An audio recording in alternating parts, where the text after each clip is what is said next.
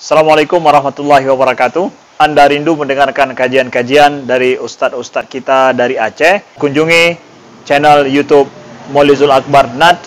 Subscribe, like, share, komen.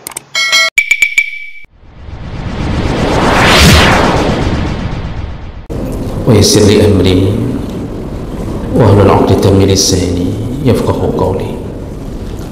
Segala puji bagi Allah, kemudian salawat dan salam kepada Rasulullah, kepada keluarga dan seluruh sahabat-sahabatnya.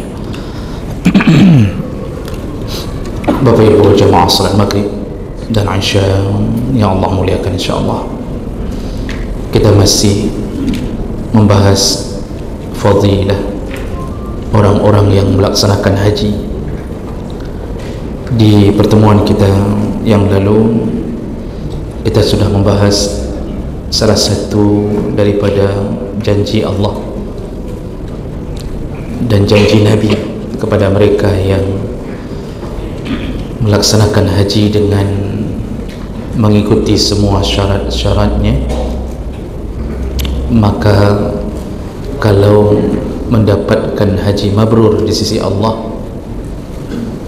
dipastikan dia akan mendapatkan surga Allah SWT. Dan ini kita sudah bahas panjang lebar. Untuk mendapatkan haji mabrur itu melalui 3 tahapan. Dilihat dari sebelum berangkat dan ketika melaksanakan haji, dan ciri-ciri sepulang dari haji. Kita sudah bahas itu. Kita masuk ke fadilah berikutnya, yaitu orang-orang yang menunaikan haji maka dijanjikan mendapatkan pahala setara dengan pahala jihad fi sabilillah. Tentu dari bahasa ini yang kita harus fahami pertama, bahawa yang disetarakan adalah pahalanya, tetapi tidak sama antara orang yang berhaji dengan orang yang berjihad fi sabilillah. Tapi pahalanya bisa disetarakan. Orang berjihad fi sabilillah dijamin mendapatkan surga tanpa melalui hisab. Orang berhaji dengan melaksanakan haji dengan baik, dia bisa dapat pahala seperti itu, namun tentu tidak sama posisinya seperti kematian orang yang mati syahid. Sama dengan hadis Nabi yang menyebutkan golongan-golongan yang mendapatkan pahala syahid: mati tenggelam, terbakar, ditimpa sesuatu, meninggal dalam keadaan sakit perut, seorang istri meninggal dalam keadaan ketika melahirkan anaknya, meninggal dalam keadaan terkena penyakit wabah taun, dapat pahala syahid namun tidak disebut syahid. Begitu juga dengan maksud mendapatkan pahala jihad fi sabilillah, tentu tidak disebut orang yang meninggal di waktu haji tidak disebut syahid. Nah, bedanya di mana? Kalau orang yang syahid dipastikan surga dan tidak ada hisab, kecuali mereka punya satu halangan, yaitu tersisanya hutang.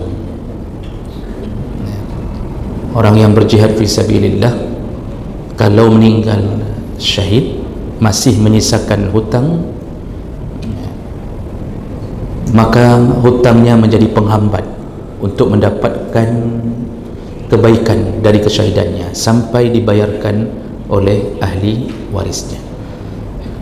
Jadi kalau orang syahid saja masih tersisa hutang bermasalah, apalagi kita yang tidak mati syahid. Maka Bapak Ibu, sebelum meninggal segera bayarkan hutang, karena hutang itu zalim bagi yang sudah punya uang tapi tidak bayar, zalim. Baik, jadi di sini bahasa orang yang menunaikan haji mendapatkan pahala jihad itu Rasulullah sendiri yang menyebutnya, berdasarkan dalam beberapa hadis.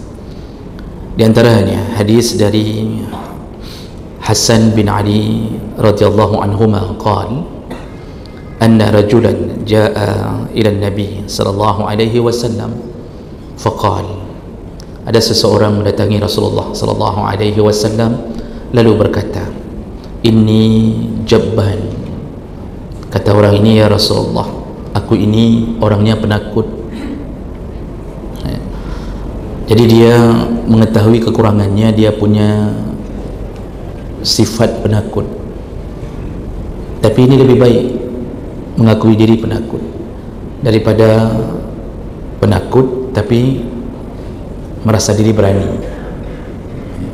Dia langsung mengatakan ke Nabi, ya Rasulullah, aku tidak berani berperang, aku penakut. Jadi memang ada yang tipe-tipe terganggu psikologi begitu, ada.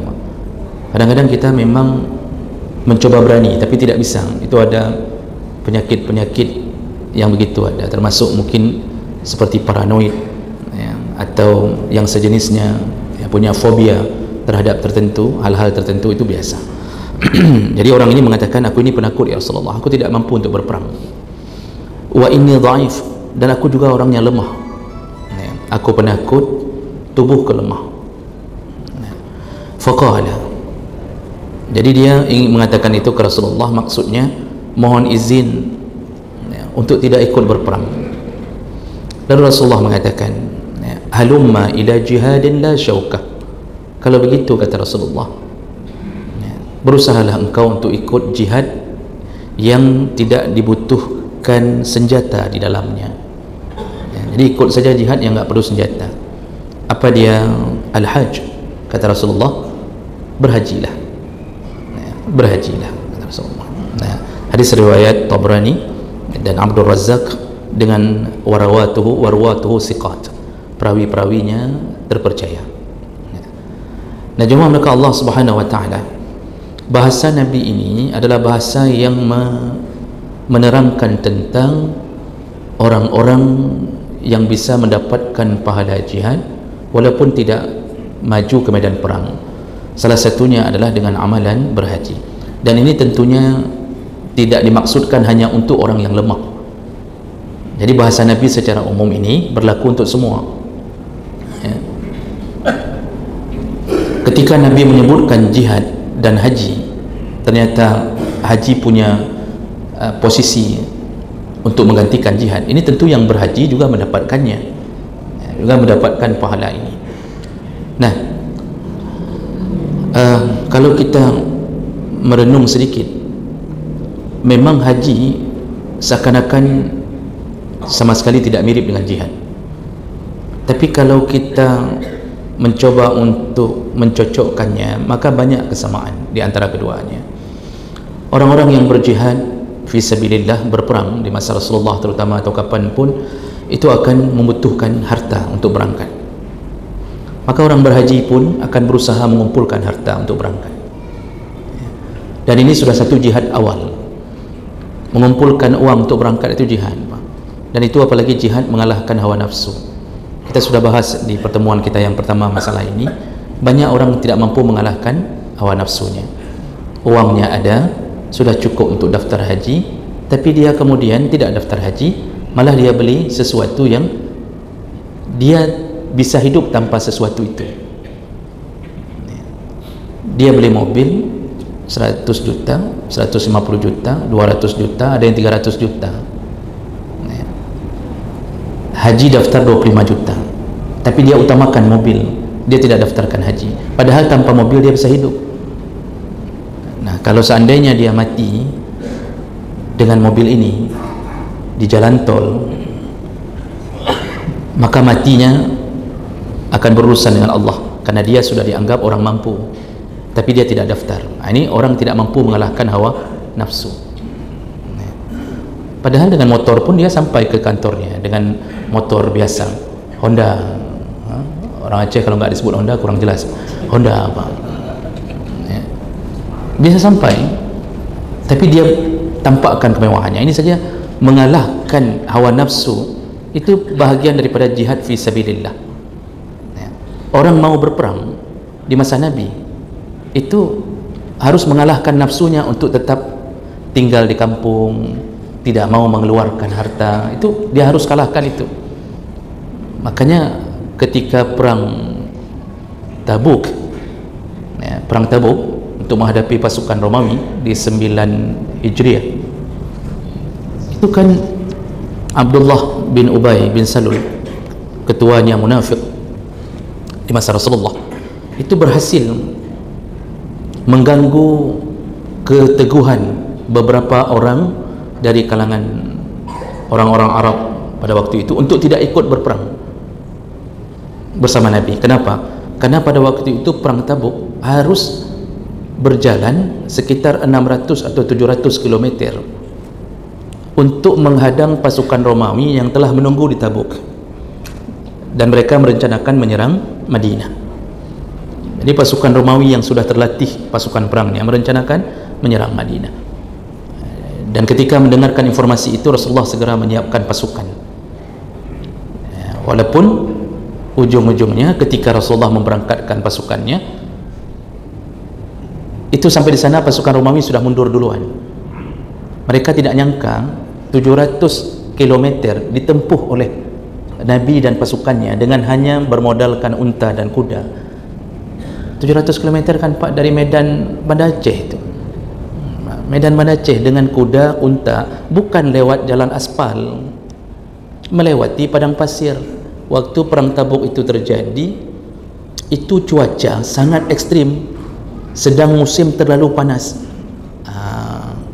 Makanya dalam surat Taubah Allah cerita tentang perang Tabuk, waktu orang munafik mengatakan kepada beberapa sahabat Nabi, waqalu la tanfiru fil har, kata orang munafik yang dipimpin oleh Abdullah bin Ubay, jangan engkau berangkat di dalam keadaan sedang panas begini. Apain kita berangkat perang, nggak ada kerja, ini kan cuaca panas. Dan berhasil beberapa orang mengundurkan diri, meminta izin dari Nabi untuk tidak berangkat. Itu kan perjuangan betul untuk bisa mengikuti atau setia kepada Nabi di tengah-tengah banyaknya godaan pada waktu itu. Begitulah orang berhaji, di tengah banyaknya godaan, dia perlu ini, dia perlu itu, dia pasti membayangkan kebutuhan yang tidak cukup-cukupnya, tapi dia paksakan diri untuk bisa menabung untuk berhaji. Ini sudah jihad fisabilillah. Maka orang berhaji pun punya kekuatan seperti orang berjihad fisabilillah. Itu belum lagi dia butuh uang untuk dia tinggalkan kepada keluarganya. Orang jihad fisabilillah pun begitu. Nah, orang perang itu begitu. Jadi sebelum berangkat, dia harus ada persiapan peralatan untuk berangkat. Orang berangkat di perang Tabuk itu, Pak, itu Rasulullah ketika dalam keadaan terlalu terik, memang musim panas sekali, dan pada waktu itu tiba-tiba informasinya bahwa pasukan Romawi sudah menunggu di Tabuk. Rasulullah segera mengumumkan kepada sahabat, siapa yang menyedekahkan atau menyumbang harta untuk perbekalan perang, kujamin surga, kata Rasulullah. Begitu terdengar janji Nabi, kalau dulu sahabat dengar janji Nabi tiada keraguan sedikit pun, langsung semua berkorban. Waktu itu Abdurrahman bin Auf itu menyumbang 2 uqiyah, sekitar hampir mencapai 2 M kalau saya tidak salah, untuk perang. Utsman bin Affan menyumbang untuk 1000 perbekalan makan, 1000 orang perbekalan makan selama dalam perjalanan, selain menyumbang 1000 ekor kuda. Itu dulu. Jadi begitu dengar janji surga, habis-habisan. Kita hari ini mendengarkan janji surga, masjid memerlukan genset, tidak cukup-cukup sampai hari ini. Nanti peng. Padahal untuk masjid, untuk rumah Allah. Ini bukan nyindir, Pak, nyinggung. Jadi jemaah mereka Allah, begitu hebatnya mereka merindukan surga. Harta bagi mereka tidak penting, karena mereka tahu wal akhiratu khairu wa abqa. Akhirat itu lebih baik, lebih kekal, abadi, dengan kehidupan yang sempurna. Itu yang dalam kepala mereka. Maka jemaah mereka Allah, begitu juga orang berhaji. Itu harus dia persiapkan bekal berangkat, dia harus pikirkan keluarganya. Dulu orang perang juga memikirkan keluarga. Jadi sebelum itu mereka harus berikan bekal untuk keluarga, kalau kami tidak pulang lagi, apa yang harus kalian lakukan, begini dan begini. Ucapan mereka, kalau kita tidak bertemu lagi di dunia, kita bertemu di surga Allah Subhanahu wa taala. Seorang istri juga mengucapkan hal yang sama kepada suaminya. Jadi nggak ada istri yang merengek-rengek, bang jangan pergi, bang jangan pergi, siapa yang bayar SPP anak nantinya, kredit belum selesai, dengan adira belum habis waktunya, begini dan begini, sampai dia peluk-peluk lutut suaminya, jangan pergi. Nggak ada itu. Istri dulu ketika suami berangkat di atas perintah Allah dan Nabi, mereka akan melepaskan suaminya juga dengan kalimat yang sama. Kalau engkau tidak kembali, kita akan bertemu di surga Allah. Begitu keteguhan keluarga yang merindukan surga dulu. Jadi Bapak Ibu yang Allah muliakan, ini orang berhaji dari sini saja sudah berjihad nih. Butuh uang banyak yang dia kumpul sedikit-sedikit, dia kumpulkan uang untuk keluarga yang ditinggalkan selama 40 hari, dan juga dia tidak tahu apakah dia akan kembali atau tidak. Makanya kan banyak yang melepaskan orang haji itu diiringi dengan tangisan ya, di seluruh embarkasi haji pas mau berangkat naik ke mobil itu nangis semuanya ya. Itu kenapa? Karena ada harapan dalam hati mudah-mudahan pulang, tapi mereka menyisakan kemungkinan untuk tidak pernah kembali, karena banyak yang meninggal di musim haji, banyak. Sama-sama jihad. Lalu sampai di sana orang berjihad fi sabilillah memainkan pedangnya antara hidup dan mati. Orang berhaji itu mulai bergerak di sana sesuai dengan perintah Allah, berangkat ke ihram, ambil miqat ya, kemudian dari miqat dengan pakaian ala kadarnya, hanya dengan bermodalkan baju ihram, harus menyelesaikan semua urutan-urutan haji ya. Dulu orang membunuh kafir harbi yang memerangi Islam. Di musim haji Allah lambangkan peperangan itu dengan lempar jamarat ya. Jadi melempar jamarat kan memang riwayatnya jelas bahwa mengikuti arahan daripada sunnahnya Ibrahim alaihissalam ya, yang melempar syaitan ketika menggoda untuk supaya tidak terjadi penyembelihan. Tapi itu lambang, artinya lambang sebuah pertempuran. Syaitan tidak ada di syaitan itu tidak nempel di dinding-dinding jamarat untuk kita lempar. Makanya ada orang yang dendam sekali sama syaitan, itu dilempar bukan dengan batu kecil, Pak. Apa-apa yang besar-besar dilemparnya semua, sandal-sandalnya dilepaskan. Itu kami sering melihat orang Turki, itu ada yang apapun miliknya dilepaskan untuk dilempar syaitan ya. Marahnya dia kepada syaitan, padahal itu hanya lambang sebuah pertempuran. Jadi lelah, orang haji itu lelah ya. Bermalam di Muzdalifah, di Mina, kemudian bermalam kemudian wukuf di Arafah ya, di tengah padang pasir. Ini perjuangan, semua perjuangan. Kalau tidak sabar, jatuh dalam maksiat ya. Maksiat, mengeluh, tidak sabar di atas ujian Allah, persis seperti orang yang berperang ya. Jadi jemaah maka Allah Subhanahu wa taala, maka wajar orang yang sepulang haji kalau bagus dan sabarnya dia menempuh semua perintah Allah ini, tidak ada sedikit pun keraguan untuk memberikan ketaatannya kecuali hanya pada Allah, maka Nabi mengatakan itu jihad. Maka orang haji ini dapat pahala jihad fi sabilillah. Namun bedanya kalau orang yang syahid itu lempang ke surga kecuali tertahan oleh hutangnya. Tapi orang yang berhaji mendapatkan pahala seperti pahala orang yang syahid, namun bisa jadi ditimbang dengan maksiat yang dia lakukan. Makanya untuk mencapai haji mabrur, kita jelaskan kemarin, itu juga ciri-cirinya setelah pulang haji, lihat dulu mabrur atau tidak. Kita sudah gambarkan satu kata, seandainya semua pak haji yang pulang itu mabrur, sungguh masjid tidak sanggup menampung untuk pak haji salat berjamaah, nggak sanggup ditampung, terlalu ramai pak haji yang sudah pulang, ada yang sudah 5 kali haji, nggak bisa ditampung masjid kalau semuanya mabrur. Tapi buktinya saf subuh ya itu saja, dari dulu ya itu juga. Nah, kemana pak haji yang berada di samping-samping masjid? Pak haji ternyata tidak sholat subuh, lalu selalu mengatakan bahwa hajinya mabrur. Tidak, manuka Allah, ini haji-haji yang tidak bisa mendapat jaminan apapun kecuali hanya kebanggaan diletakkan huruf H di depan awal namanya, hanya itu saja, tidak ada jaminan. Makanya baca diri kita, kira-kira kita ini diterima tidak haji kita. Kalau dalam 5 waktu kita hanya mengunjungi masjid hanya 1 waktu, maghrib saja, ini kita sudah mulai bisa membaca sebenarnya mabrur tidak kita ini. Jadi kalau pulang haji semakin banyak masalah dengan masyarakat, kita berubah menjadi orang yang ditakuti dan dirindukan kematiannya. Ketika hidup ditakuti, ketika mati, ketika mau mati dirindukan kematiannya. Orang berharap dia cepat mati. Maka jangan mengira ini menjadi salah satu jalan menuju surga Allah.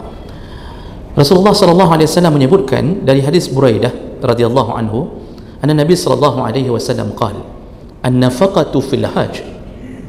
Kata Rasulullah, nafkah orang yang mengeluarkan biaya untuk haji, kan nafaqati fi sabilillah bi 700 dha'fin. Itu sama dengan orang yang memberi nafkah di jalan Allah dikali lipatkan 700 kali lipat. Ya. Hadis riwayat Ahmad, Al-Baihaqi dan Imam Al-Arnaud mengatakan sanadnya hasan li ghairihi dalam Musnad Imam Ahmad bin Hanbal.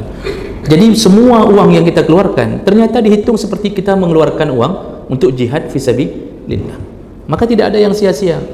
Dan itu berpahala, 100 rupiah berpahala bagi mereka yang sedang berjuang untuk bisa berhaji.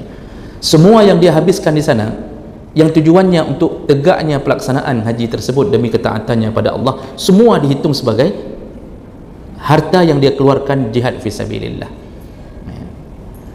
Kecuali dia mengeluarkan harta haram, itu bukan dapat pahala, malah menimbulkan dosa. Dan Allah tidak akan terima amalan apapun yang bercampur dengan harta haram, tidak akan diterima. Rasulullah sallallahu alaihi wasallam mengatakan, la tuqbalus salah, tidak akan diterima salat liman la wudu'a lahu wala sadaqatan min ghulul. Allah tidak akan terima salat bagi yang tidak berwudu, dan juga Allah tidak akan terima apapun sedekah dari harta yang ghulul, harta haram diambil dari hasil pengkhianatan. Kita sudah sebutkan Pak, kerja khianat, kerja nipu orang, kerja zalimi orang, lalu kita mengumpulkannya untuk berhaji. Jangan harap Allah Subhanahu wa taala mau menerima. Innallaha thayyibun wa la yaqbalu illa thayyibah. Allah itu baik dan Allah tidak akan terima apapun kecuali dari sumber yang baik-baik saja. Ya. Makanya bagi yang pernah berangkat haji dengan uang-uang korupsi, dengan uang-uang yang kira-kira bermasalah, tolong daftarkan sekali lagi haji. Mudah-mudahan kali ini bisa diterima dengan baik oleh Allah Subhanahu wa taala. Berarti yang daftar sekali lagi kita tahu dulu bermasalah berarti. Maka waktu daftar jangan kasih tahu lagi kami. Namun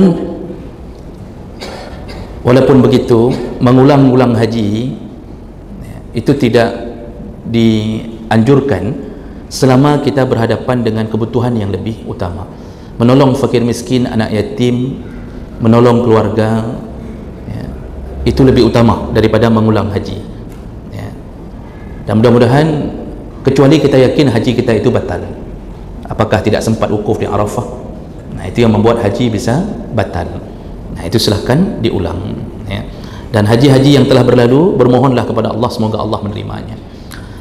Khusus bagi perempuan, ada catatan dalam hadis Nabi, dalam hadis riwayat Bukhari, bahawa perempuan itu tidak diutamakan berjihad di medan perang, karena perempuan banyak kehormatan yang akan dilanggar kalau dia berjihad di medan perang. Auratnya terbuka, dia bisa dilecehkan di medan perang. Jadi makanya perempuan itu medan jihadnya bukan di medan perang. Walaupun dalam catatan sejarah Imam Bukhari itu dalam Sahih Bukhari itu membuat bab-bab khusus adanya perempuan di medan jihad masa Rasulullah. Sampai ada yang bertugas menjadi perawat. Jadi dia merawat yang luka. Perawat pertama dalam Islam, Rufaidah Al-Aslamiyah, itu bertugas merawat pasukan yang terluka, dibawa ke belakang, lalu kemudian dia merawatnya dengan beberapa perempuan. Yang artinya ada perempuan dulu di medan jihad Rasulullah SAW. Bahkan ada yang langsung terjun ke lapangan setelah anaknya meninggal berapa orang, dia pun terjun untuk berjihad. Namun Rasulullah tidak menganjurkan perempuan untuk terjun ke medan perang langsung, karena banyaknya hal yang akan terjadi pada si perempuan. Makanya Aisyah radhiyallahu anha dalam hadis riwayat Bukhari itu menyebutkan, an Aisyah ummul mukminin radhiyallahu anha annaha qalat, ya Rasulullah, wahai Rasulullah, alla naghzu wa nujahid ma'akum, tidak bolehkah kami berperang dan berjihad bersamamu ya Rasulullah? Faqala, lalu Rasulullah menjawab permintaan istrinya. Isteri-isteri Rasul pun sebenarnya ingin berjihad, ya. Namun Rasulullah ketika mendengarkan pernyataan Aisyah ini mengatakan, lakunna ahsanul jihad wa ajmaluhu al-hajj, bagi kalian wahai para perempuan, jihad yang paling bagus, paling baik, paling afdal bagi kalian adalah al-hajj, yaitu melaksanakan haji. Hajjun mabrur, dan usahakanlah menjadi haji mabrur. Jadi yang dimaksud jihadnya perempuan itu adalah haji mabrur, berusahalah untuk menjadi haji mabrur. Faqalat Aisyah, setelah mendengarkan itu Aisyah berkata, fala ada'ul hajj ba'da iz sami'tu hadza min Rasulillah sallallahu alaihi wasallam, semenjak itu aku mencita-citakan haji dan tidak pernah ingin lepas daripada cita-cita itu ketika telah kudengarkan dari Rasulullah sallallahu alaihi wasallam. Jadi ini bagi ibu-ibu, berusahalah untuk berhaji. Jadi kumpulkanlah harta untuk berhaji. Dan sebagai catatan bahawa perempuan berhaji itu tidak diwajibkan bagi suaminya untuk menghajikannya.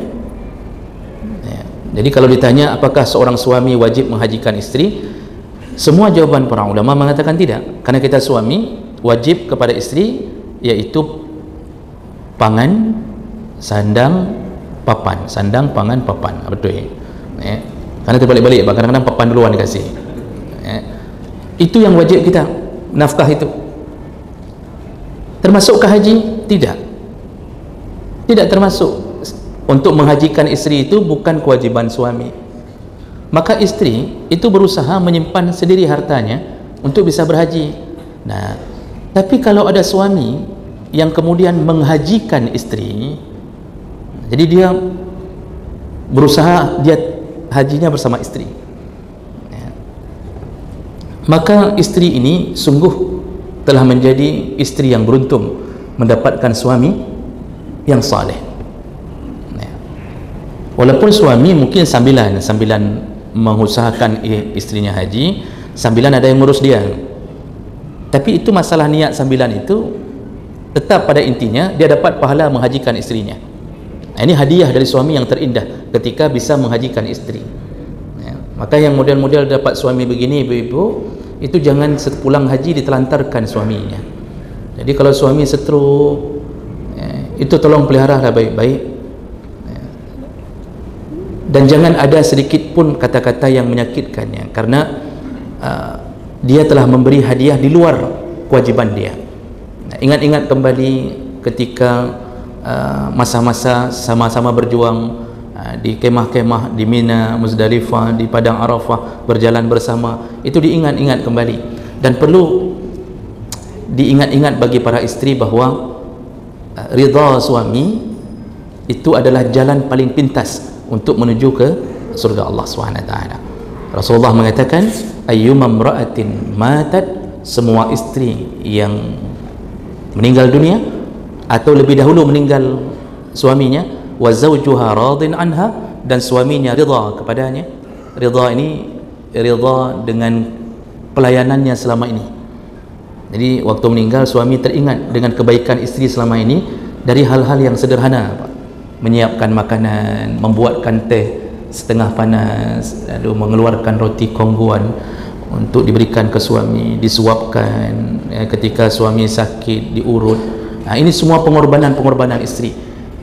Dan suami ketika ridha di atas semua pelayanan ini, tentu suami tidak akan mengatakannya, karena tipe kita suami Pak susah untuk mengatakan hal-hal begitu. Makanya jarang menemukan suami yang tiba-tiba datang memegang istrinya dengan mengatakan, Dinda, aku telah meridaimu. Oh, mati hanya dengar kalimatnya. Tidak ada. Yang tahu hati dia siapa? Allah. Kalau dalam hatinya mengatakan, inilah istriku yang telah berjuang untukku, cukup pengakuan itu, istri dakhalatil jannah, wajib masuk surga. Makanya ketika suami berjuang menghajikan istri, berbaik-baiklah membalas kebaikan. Namun suami pun harus tahu diri, masa baiknya cuma menghajikan saja, pulang haji seperti biasa lagi Pak, ditendang istrinya, kemudian disakiti, dipukul, disangkutkan, dikipas angin, dimasukkan ke kulkas. Pokoknya asal ada masalah tetap isteri jadi korban. Nanti ujung-ujungnya terjadi perceraian. Lalu mengatakan bahwa isteri durhaka gara-gara minta cerai. Wajar kalau isteri minta cerai kalau model tipe-tipe suami yang model begini. Jadi jemaah mereka Allah Subhanahu Wa Taala, sungguh baik seorang suami yang mau menghajikan istrinya. Ini juga kesempatan isteri berhaji dengan sebaik-baiknya mahram, dengan sebaik-baiknya teman, yaitu dengan suaminya. Jemaah mereka Allah Subhanahu Wa Taala. Lalu perkara kedua yang perlu kita ketahui seputar jihadnya isteri, jihadnya seorang perempuan dalam masalah berhaji, khusus perjalanan haji itu adalah perjalanan wajib. Artinya isteri dasarnya diminta untuk ditemani dengan mahram. Itu hukum dasarnya. Kata Rasulullah, tidak boleh seorang perempuan, la tusafirul mar'ah, tidak boleh seorang perempuan melakukan perjalanan yang kira-kira kadarnya lailan wa nahara, yaitu yauman wa lailah, sehari semalam, kecuali ditemani oleh mahram. Bagaimana hukumnya dengan perjalanan wajib? Kalau perjalanan yang tidak wajib, wajib ditemani mahram. Wajib ditemani mahram. Tapi perjalanan yang tidak wajib, perjalanan yang wajib, jadi kalau perjalanan rekreasi, perjalanan kemana-mana, ke Medan segala macam, itu hukum dasar perempuan harus temani mahram. Tapi ketika bicara tentang perjalanan haji, ini perjalanan wajib. Isteri sudah punya gaji, sudah terkumpul uang, dia daftar sendiri dengan uangnya. Syaratnya adalah ditemani mahram, syarat dasarnya. Namun bagaimana hukumnya seandainya suaminya meninggal atau tidak ada anak-anaknya dan tidak ada orang yang bisa menemaninya dari golongan mahram? Mazhab Malik dan mazhab Syafi'i itu mengatakan bahwa dalam perjalanan wajib, seorang perempuan seandainya tidak menemukan mahram, maka boleh digantikan oleh sekelompok perempuan yang terpercaya. Jadi dia bisa digantikan oleh perempuan-perempuan yang siqat, yang terpercaya. Maksud terpercaya, sama-sama baik, sama-sama baik. Jadi bukan berangkat dengan tante-tante genit, yang dalam perjalanan menuju ke Madinah, dalam pesawat, selfie sana, selfie sini, angkat tangan 2 jari, lalu kemudian loncat setengah badan. Dalam pesawat loncat setengah badan tu kadang-kadang ni yang paling aneh, Pak. Kita lihat, Masya Allah, ibu-ibu pengajian dengan jilbab besar. Begitu sudah waktunya rekreasi, pergi kemana, waktu foto, itu ada yang berani loncat supaya dapat posisi kamera sedang berada di atas udara. Padahal ngaji tidak berhenti, tapi rasa malu hilang ketika berada sesama yang genit-genit. Maka yang model berangkat dengan yang genit-genit ini tidak dibenarkan. Dia harus yang siqat. Maksud siqat, kalau dalam perjalanan kita mulai agak sedikit bermasalah, dia yang ingatkan. Kita tiba-tiba sudah berdekatan dengan pilot pesawat mau berangkat ke haji, seorang isteri sudah mulai dekat, diingatkan oleh perempuan yang lain, ingat suamimu yang setruk itu. Dia ketemu dengan pilot, disuruh ingat suami setruk, mana sanggup dia ingat. Tapi begitulah perempuan salihah, dia berangkat dengan sekelompok perempuan yang baik-baik, itu dibenarkan menggantikan mahram. Dan itu dalilnya, ada beberapa dalil yang mendukung masalah itu, termasuk hadis Nabi yang mengatakan, nanti kata Rasulullah, engkau akan melihat perempuan berangkat dari Sana'a, dari Yaman, dari Mekah ke Sana'a, dalam keadaan berangkat sendiri tanpa mahram. Itu termasuk dijadikan dalil ketika keadaan sudah aman, maka berangkat haji seorang perempuan bisa digantikan mahramnya oleh sekelompok perempuan yang siqat. Makanya perempuan-perempuan itu jangan sampai merasa begini. Ini sebagai catatan terakhir kita. Ada istri yang merasa bahwa dia tidak wajib haji kecuali dihajikan oleh suaminya, padahal uangnya lebih banyak daripada uang suaminya. Karena perempuan ketika dapat uang itu tidak keluar lagi, Pak, menetap di dalam jarinya. Makanya kenapa warisan 2:1? Laki dapat 15 juta, yang perempuan dapat 7,5 juta.